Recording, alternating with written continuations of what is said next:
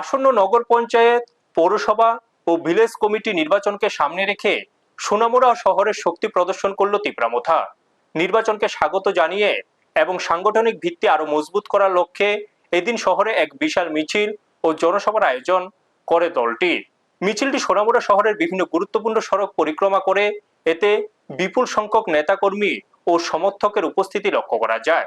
পরে অনুষ্ঠিত জনসভায় দলের শীর্ষ নেতৃত্ব আসন্ন পুরভোট ও বিএসসি নির্বাচনকে কেন্দ্র করে দলের নির্বাচনী প্রস্তুতি ও রণকৌশল নিয়ে আলোচনা করেন।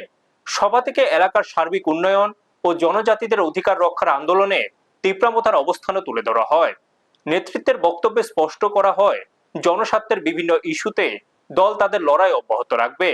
রাজনৈতিক পর্যবেক্ষকদের মতে সোনামুড়ার মতো গুরুত্বপূর্ণ ও মিশ্র জনবসতিপূর্ণ এলাকায় তিপ্রামোথার এই ব্যাপক জনসমাগম এবং সাংগঠনিক শক্তি বৃদ্ধি আসন্ন নির্বাচনের নতুন রাজনৈতিক সমীকরণ তৈরি করতে পারে।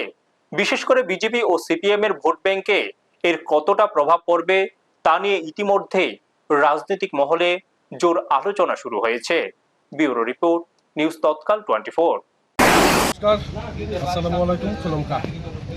আপনারা সবাই জানেন যে কিছুদিন পূর্বে মহারাজ আমাদের যে টিটিডিসির যে ভিলেজ ইলেকশন, বিগত 10 বছর ধরে এই ভিলেজ ইলেকশন হচ্ছে না।